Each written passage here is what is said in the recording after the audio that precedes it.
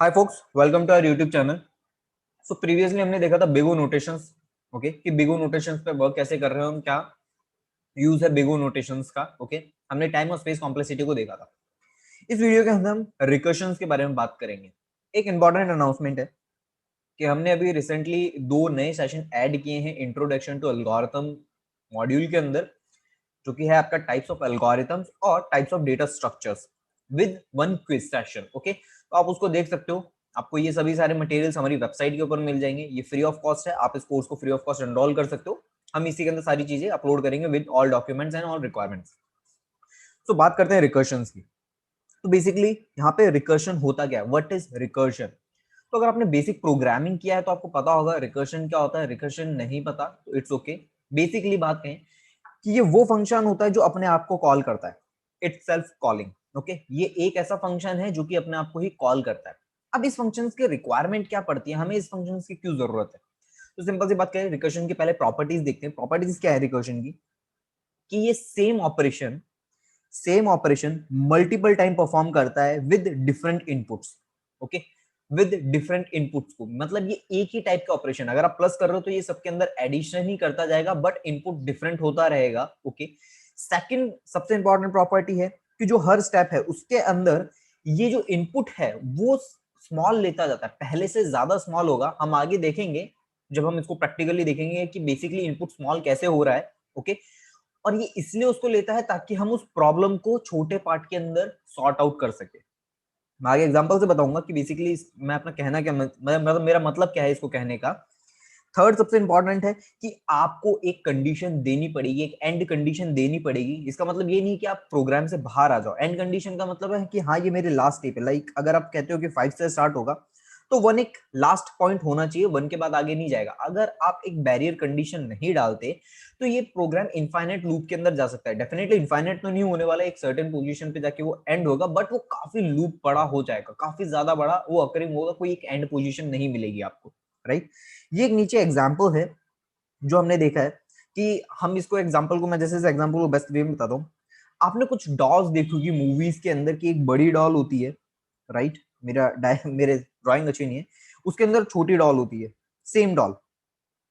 Right, फिर उसके अंदर भी और छोटी डॉल होती है, और छोटी डॉल होती है, और छोटी डॉल।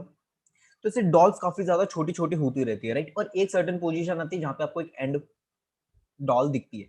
तो बेसिकली आप कह सकते हो कि एक क्लाइंट जो होता है, जब भी आपका एक क्लाइंट आता है वो एक बड़ी प्रॉब्लम लेके आता है, हम उस प्रॉब्लम को सॉर्ट आउट करने के लिए, रियल टाइम में भी हम यही करते हैं, उस प्रॉब्लम को सॉर्ट आउट करने के लिए हम उसके अंदर छोटे छोटे पार्ट्स के अंदर उस प्रॉब्लम को डिवाइड कर देते हैं और हर एक पॉइंट को हम अचीव करते हैं।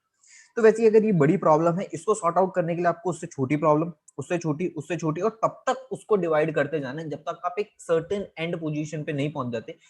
जैसी यहाँ पे एक चीज है कि सभी प्रॉब्लम का जो मैंने आपको क्या कहा था कि same operation multiple time perform करेगा विद डिफरेंट इनपुट, तो ये वही है।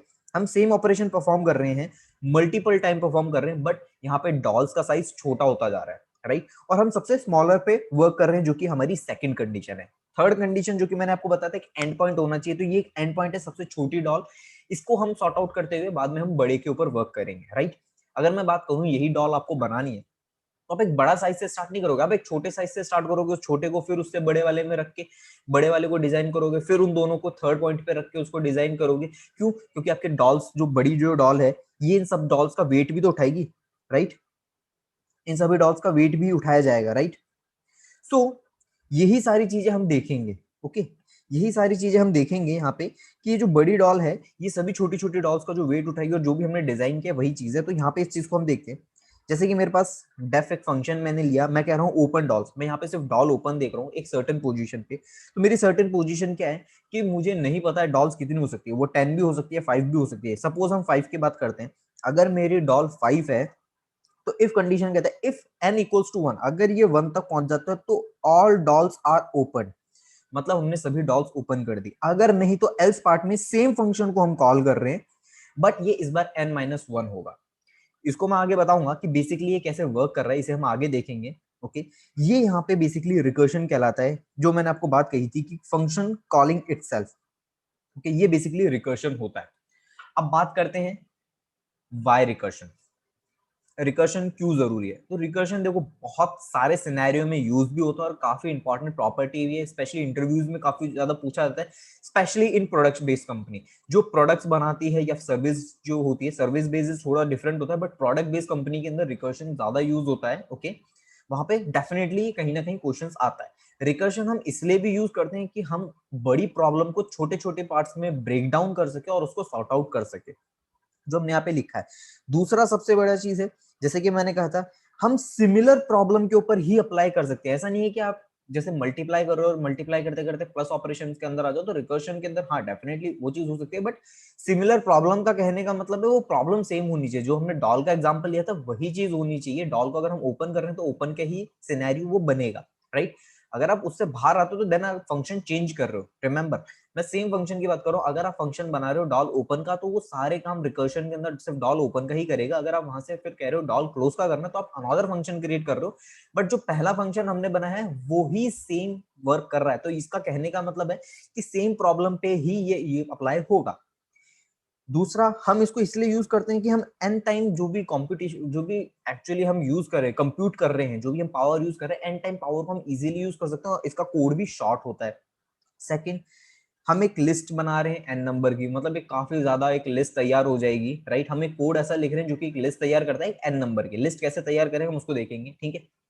हम इंप्लीमेंट करने के लिए भी यूज करते हैं, ऑल सभी मेथड्स को इंप्लीमेंट करने के लिए भी इस चीज को यूज करते हैं। और दूसरा सबसे इंपॉर्टेंट है कि प्रैक्टिस।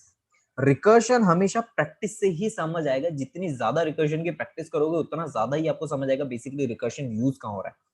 अब बात करें रिकर्शन यूज कहाँ होता है, तो सबसे पहले इंपॉर्टेंट डेटा स्ट्रक्चर्स की बात करें तो जो ट्री और ग्राफ मॉडल से वहां रिकर्शन ज्यादातर यूज होता है। अब अगर मैं रिकर्शन की बात करें तो जैसे गूगल मैप्स वगैरह हो गए, यहाँ पे भी रिकर्शन यूज होता है क्योंकि वो ग्राफ मॉडल्स के ऊपर बेसिकली वर्क करते हैं। या फिर अगर आप पहले अगर उसको जानते थे, फेसबुक के ऊपर जो फ्रेंड रिक्वेस्ट आती थी वो ग्राफ मॉडल्स पे वर्क करते थे, और ग्राफ मॉडल में रिकर्शन ही यूज होता है। इंटरव्यू के अंदर काफी ज्यादा पूछा जाता है प्रोडक्ट बेस्ड कंपनीज के अंदर, जैसे कि मैंने आपको पहले ही बताया था। और जो कि पॉपुलर प्रोग्रामिंग का है, जैसे डिवाइड एंड कॉन्क्रीट जो कहते हैं, बेसिकली इसे रिकर्शन भी कहते हैं जनरली। और ग्रीडी अप्रोच जो है, डायनेमिक प्रोग्रामिंग अप्रोच जो है, इनके अंदर भी रिकर्शन यूज होता है। ओके, हम इनके बारे में देखेंगे। इन सभी के बारे में मैंने आप लोगों को बता दिया है टाइप्स ऑफ एल्गोरिथम, जो कि टॉपिक अवेलेबल है इंट्रोडक्शन टू एल्गोरिथम टॉपिक के अंदर। ओके, तो ये सभी है। ये जो ग्राफ और ट्रीज के बारे में बताया, ये टाइप्स ऑफ डेटा स्ट्रक्चर्स के पार्ट के अंदर में बताया, जो कि मॉड्यूल 1 के अंदर अवेलेबल है, आप देख सकते हो। ओके, अब बात करते हैं वाई, राइट। अब बात करते हैं हम वाई की। तो बेसिकली अब जैसे कि यहाँ पे मैंने एक फंक्शन लिया हुआ है, मैं इसको पहले कमेंट कर देता हूँ। यहां हम बात करते हैं फंक्शन की, हमारे रिकर्शन की। So basically how recursion work, recursion work कैसे कर रहा है। हम अभी नॉर्मल फंक्शंस की बात करेंगे। ये नॉर्मल फंक्शन है, मैंने कहा था कि डेफ फंक्शन 1 है, इसके अंदर मैं फंक्शन 2 को कॉल कर रहा हूँ और मैं प्रिंट 1 कर रहा हूँ। फिर मैं सेकंड फंक्शन को कॉल कर रहा हूँ और सेकंड फंक्शन के अंदर थर्ड फंक्शन को कॉल किया है। सेम थर्ड के अंदर मैं फोर्थ को कॉल कर रहा हूँ। फोर्थ से यहाँ पे अगर मैं इसको रन करता हूँ तो आउटपुट देखने को मिलेगा I am fourth, I am third, I am second and I am first. तो बिहाइंड द सीन हो क्या रहा है, फंक्शन की प्रोग्रामिंग देखिए। तो बिहाइंड द सीन जो मेरी स्टैक है, स्टैक मेमोरी है, उसके अंदर सबसे पहले मेरा फंक्शन रन हो रहा है। तो फर्स्ट जो मेरा फर्स्ट है, फर्स्ट फन कॉल होगा। ओके, इसके अंदर फिर मेरा सेकंड कॉल होगा, यहां पे फिर मेरा थर्ड और देन फोर्थ। अब फोर्थ फंक्शन जब कॉल होगा तो फोर्थ फंक्शन, ये मेरी स्टैक मेमोरी की बात करो, जबकि मेरे रैम के अंदर ये मेमोरी भी क्रिएट हो रही है। अब जब ये मेमोरी क्रिएट होने के बाद में अब मेरे फोर्थ के अंदर होगा क्या, मेरे फोर्थ के अंदर पहले I M number fourth print होगा, I M number fourth print होगा। देन इसके बाद में मेरी मेमोरी से 4 हट जाएगा। देन ये थर्ड पर आएगा, आई एम थर्ड, क्योंकि देखो पाइथन के अंदर, पाइथन एक इंटरप्रेटर लैंग्वेज है तो लाइन टू लाइन ही कोड चलेगा। देन इसके बाद में मेरे मेमोरी से थर्ड भी इरेज हो जाएगा, नंबर 3 फंक्शन इरेज हो जाएगा। फिर ये प्रिंट करेगा आई एम सेकंड। देन उसके बाद सेकंड फंक्शन रिमूव हो जाएगा, क्योंकि सेकंड फंक्शन का काम खत्म हो चुका है। इसके बाद में आई एम फर्स्ट, और फर्स्ट भी रिमूव हो जाएगा और मेरे प्रोग्राम एग्जीक्यूट हो जाएगा, मेरा प्रोग्राम एक एग्जीक्यूट हो जाएगा। सेम चीज हमने देखी है, हमने यहाँ देख लिया। इसको जैसे ही हम इसको रन करते हैं तो यहाँ पे देखने को मिल रहा है I am fourth, I am third, I am second and I am first. तो ये चीज हमने यहाँ पे देख ली जो इस तरीके से मैंने आपको मेमोरी के अंदर बताया। अब रिकर्शन कैसे वर्क करता है, रिकर्शन का क्या प्रोसेस है, तो रिकर्शन के प्रोसेस की बात करते हैं। हम इसे कमेंट कर देते हैं सबको। अब रिकर्शन के प्रोसेस की बात करें तो ये मेरा रिकर्शन का प्रोसेस है। रिकर्शन कैसे वर्क कर रहा है, तो मैंने यहाँ पे नीचे रिकर्शन को 4 पे कॉल किया है कि मैं रिकर्शन के अंदर 4 पॉइंट कर रहा हूँ। ओके, मैं 4 को पास कर रहा हूँ। तो बेसिकली सेम मेरा स्टैक तैयार होगा, मेरा स्टैक तैयार होगा। स्टैक के अंदर मैंने RAC के अंदर 4 कॉल किया है क्योंकि ये फर्स्ट लाइन के अंदर जाएगा। तो 4 स्मॉलर देन 1 कंडीशन नहीं है, राइट। 4 स्मॉलर देन 1 नहीं है, 4 ग्रेटर देन 1 है, मींस ये एल्स पार्ट में आएगा। और एल्स पार्ट में रिक जो कि n-1 है, तो ये वापस कॉल करेगा अपने आप को रिक 3 सेम रिक 4 सॉरी 2 देन रिक 1। ये अगेन 1 पे आने के बाद में एल्स में आएगा और एल्स में प्रिंट करना शुरू करेगा। अब यहाँ से प्रिंट में क्यों, अब यहाँ पे बोलोगे सर 1 के अंदर क्यों नहीं आ रहा, देखो हमने यहाँ पे इक्वल्स टू का साइन नहीं दिया, मतलब हमेशा ये इस कंडीशन को रिजेक्ट करेगा। अगर 1 स्मॉलर देन 1 भी है तब भी ये इस कंडीशन को रिजेक्ट करके एल्स में ही आएगा। और एल्स में जब ये 0 कर देगा, मतलब 0 स्मॉलर देन 1 है, कंडीशन ट्रू है, कंडीशन ट्रू होने के बाद में ये चीज बाहर आ जाएगी, राइट। तो अब ये कंटिन्यू रिवर्स फॉर्म के अंदर जाएगा। तो रिवर्स फॉर्म के अंदर क्या हो रहा है, ये अब प्रिंट करना शुरू करेगा, ठीक है। अब प्रिंट करना शुरू करेगा क्योंकि इस कंडीशन के बाद में अब सिर्फ प्रिंटिंग ही बचा है। अभी जैसे जैसे प्रिंट करेगा तो ये आपका आंसर आएगा 1 2 3 4।